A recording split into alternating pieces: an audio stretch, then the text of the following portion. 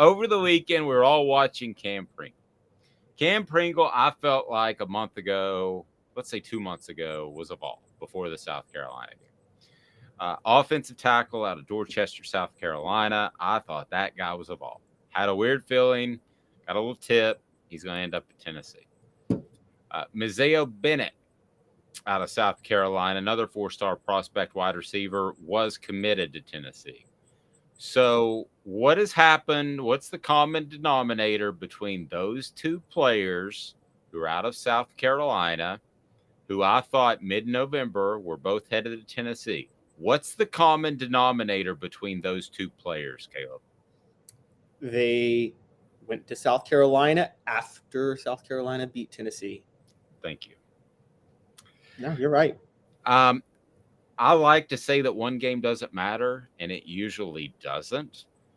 But in this particular case, I think it did. I think winning not only the Tennessee game, but the Clemson game, I think helped South Carolina. Now they have 4 of the top 7 prospects in the Palmetto State, and they're going to have a little short-term run of success. I'll still say this, and people may get mad at me about this like they did with Nico. I do not think Travis says Dave hates Milton. Tell your friends. No, I don't. I do not think that Shane Beamer is a good coach. I think he's surrounded by bad coaches. Okay. I do not think that they're going to have long-term success. And if not for Tennessee deciding not to show up and Clemson blowing the game late, I think that's where we would be. And Kam Pringle would not be going to South Carolina, and Mazeo Bennett would not eventually be going to South Carolina. I'm told that's where he's going to end up.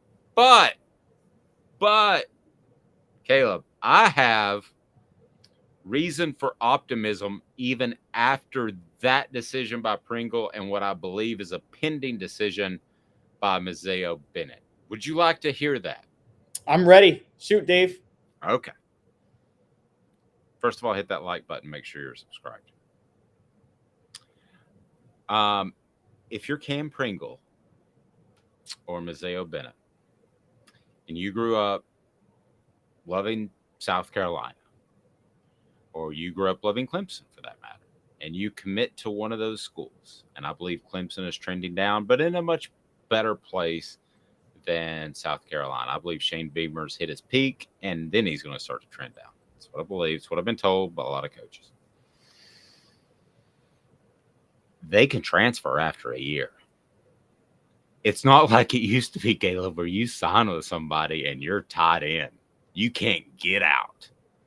If they get there and they realize it's buffoonery, which I think they will, you can transfer to Tennessee, Clemson after a year. Let's be honest, most prospects, no matter how good they are, do not contribute at a high level when they're a freshman. You can bolt. Let them go. Let them try it out. Let them try the mustard barbecue sauce in Columbia. It's delicious. But why else live there? I have no earthly idea. You pointed out how the tailgating is so horrible there. The facilities are nowhere close. That's the thing that befuddles me, how some of the mid-level, and listen, South Carolina is a mid-level SEC program.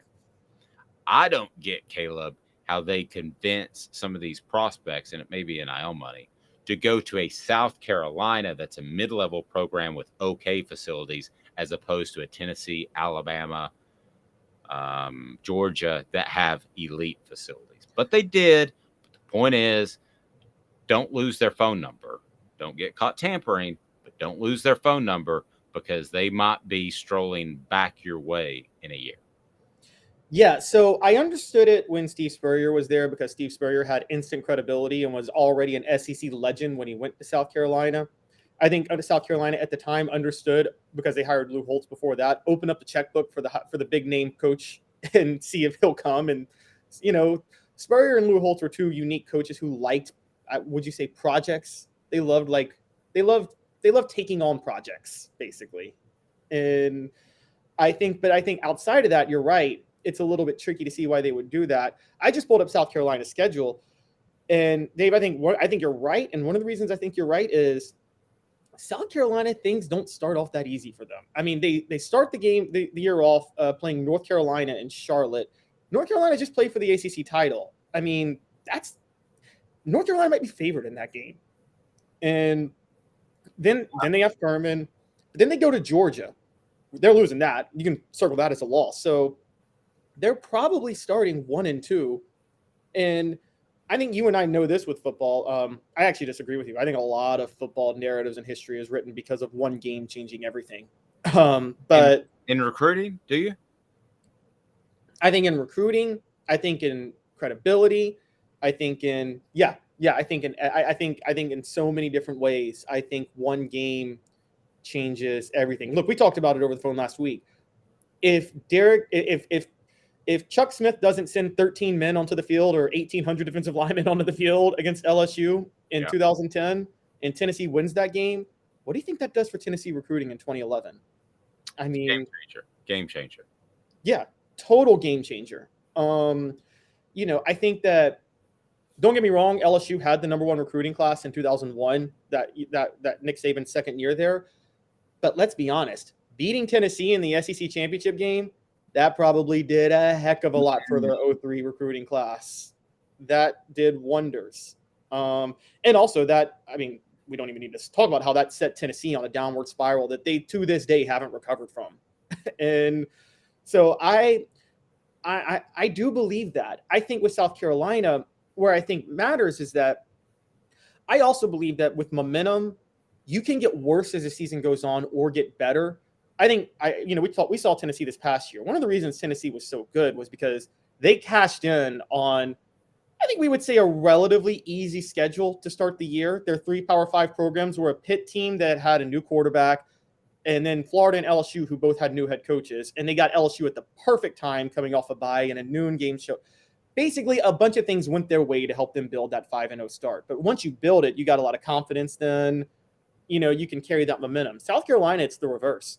You're talking North Carolina at a neutral site. That's really a home game, I think, for North Carolina, Bank of America Stadium. Then you're talking at Georgia. So I think you're looking at 1-2, and you could really see the program start to reel at that point and fall off a cliff. Sam says, don't know the names, but South Carolina had a lot of good players hit the transfer portal this year. So let's go through a couple of this real quick. Jaron Willis is an edge rusher, 4-star from Ole Miss.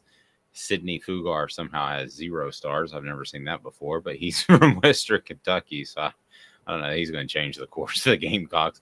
Joshua Simmons is a 4 or 3-star, depending on who you ask, from Western Kentucky. Trey Knox from Arkansas, 4-star. Let's go back to their recruiting rankings. They need to reset these rankings, by the way. I mean, that's something maybe you and I can take on if we have that much free time, but we don't. Nick Elkness, a tight end, goes from Florida to South Carolina. Florida's a dumpster fire. Nick Gargiola is a offensive tackle who goes from Yale to South Carolina. Mario Anderson Jr. is a running back who had no stars that just goes to South Carolina. We're not really sure where he transferred. So I wanted to run that down because you brought it up, Sam, but I would just go ahead and tell you that doesn't blow me away at all. Those group of dudes sounds like you need literally personnel like Tennessee was 2 years ago. So it was take whoever you can and then run them off if you don't like them. And there are a couple of guys in Tennessee's transfer class, and I'm not going to name names right now because I hope I'm proven wrong.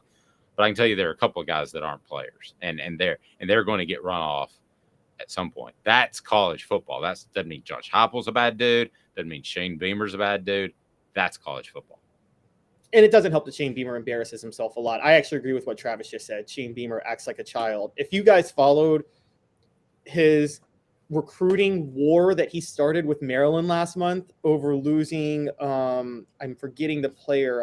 I'm looking it up right now, but Jay-Sean Barham flipped from South Carolina to Maryland, and Shane Beamer started. He subtly took a shot at Maryland's attendance, which is fine. Yeah, Maryland does not have good attendance, and they should be embarrassed for it. But then on top of that, I'm pretty sure he was behind South Carolina, the city of Columbia, having those signs out, trolling Maryland for their attendance records in front of restaurants and things like that. And I'm like, you guys are doing this over losing one player who went to his home state school, and you're doing this to a school that is not that much of a football school. Why are you starting a war of words like this? And that level of culture is a little bit sad to me, if I'm being honest. Yeah, I mean, look at the great ones. Any team that was in the college football playoff, do any of those dudes act like that? No, not at all. None of them act like it. I mean, like, and it's funny. Like, you hear coaches take shots. Like, I remember Nick Saban took one at Jimbo Fisher last year. Steve Spurrier was a master at doing it, but most of those, like, they're speaking at booster meetings, and then the audio leaks out, and they didn't plan for that to go public. You know what I mean? They weren't trying to publicly start a war of words with another program. Like, Shane Beamer's trying to publicly start the war of words. A little bit with Steve Spurrier. I can tell you in the 90s that he always called John Adams and had with the week of the Tennessee Florida game and had an idea for John Adams for a column and thought, here's an exclusive interview if you want to do a column. And there was some Citrus Bowl jokes thrown in there. So maybe that was gamesmanship, though, knowing that he could. Look, let's be honest. He got into Fulmer's head. Spurrier was in Fulmer's head in the 90s, and there was no question about that. Well, I'll go down a real quick story. You remember Mondre Dickerson?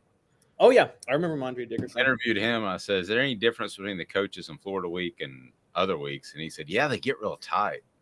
And I was like, so, I mean, it was out there. Everybody talked about it, but they didn't want to actually admit it. Sam, getting back to your point, I think that South Carolina brings a lot of players in because they need more players. But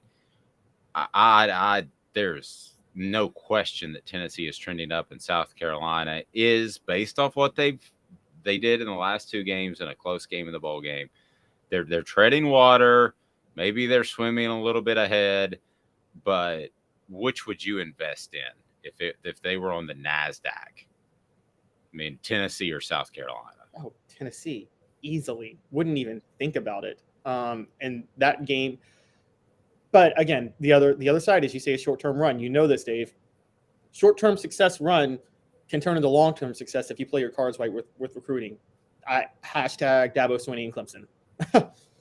It's true. I think Shane Beamer has to walk into an elite coach's office at some point and say, hey, I want to hire you. Or I guess the elite coach would walk into his office. I want to hire you. I think you're something special. Like maybe there's a young Sonny Dykes out there. Like Tennessee should have hired Gus Malzahn instead of Dave Clawson. Maybe there's a young guy out there that's running an offense like that, or something along those lines. I need a quarterback whisperer for Spencer Rattler. But I think a lot of those coaches will turn them down because, again, the Steve Spurrier thing, when he was hired at South Carolina, a big part of that was to generate revenue, every bit as much as winning games. It was to generate revenue because their weight room was an extension of the stadium. I mean, I don't know how many of you all have driven around UT's campus lately, but they have like 1,500 buildings, okay? And the weight room is not just a side closet for working out next to Neyland Stadium. It ain't like that. I mean, it's way different. The Pratt Pavilion, goodness gracious, I remember when the weight room for the basketball players literally was right next to the court, and it was no bigger than a 20 by 20 foot room. It had the basics. They lift, and then they practice, and that was it. Now you got a Pratt Pavilion. I just don't see how you walk on a lot of these campuses and compare the two in facilities compared to a Tennessee, Alabama, Georgia. So I want to ask you this, because you're a gambling guy. Give me the odds. Okay, let's assume that Zayo Bennett commits to South Carolina, which I think will happen. And if you don't know him, he is a really, really good football player that I thought 2 months ago before South Carolina got hot. He's a wide receiver, 4-star. I thought he was Tennessee bound, no doubt about it. So let's say, because everybody's predicting him now to South Carolina. Let's say he commits to South Carolina. You give me the odds, because you're the gambling guy. We've got a gambling show we're going to introduce here, hopefully by the end of the week, but next week at the latest. You give me the odds that one of those two players ends up at Tennessee after their freshman year. after their freshman year. Yes. I'm going to say I think the odds are actually greater than 50%. I'm going to say over 50. And I'm going to say why. I'm going to tell you guys exactly why. You're right. Both of them wanted to go to Tennessee. The South Carolina game changed everything. I wouldn't have said that if Marcus Satterfield were still there, because he kind of figured out how to use Spencer Rattler at the end of the year. But then Shane Beamer went and hired Dowell Logains. Dave, do you have any faith in him as an offensive coordinator whatsoever? No, give us a little more background for those that don't know those names. Okay, so Dowell Logains was the tight ends coach at Arkansas in 2021 and 2022. Just so you guys are aware, his most recent job before then was offensive coordinator of the Jets. Yes, offensive coordinator of the Jets. Before that, 2018, offensive coordinator of the Dolphins, offensive coordinator of the Bears in 2016 and 2017, quarterbacks coach of the Bears in 2015, quarterbacks coach of the Browns in 2014, offensive coordinator, here we go, y'all get ready for this, offensive coordinator of the Titans in 2012 and 2013. Guys, everywhere he's been has been a failure. Every single place. I just named like dumpster fire of franchises.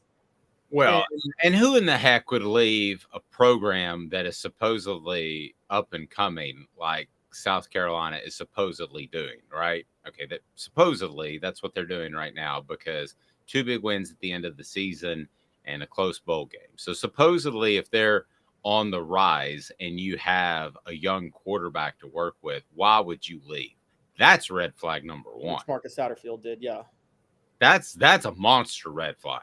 Particularly when he left for Matt Rule in Nebraska. And we're all agreeing that Nebraska is a program that may never be able to get back to where it used to be. So you're right. Like, yeah, I mean, it's not. I mean, it's just it's never going to be that way.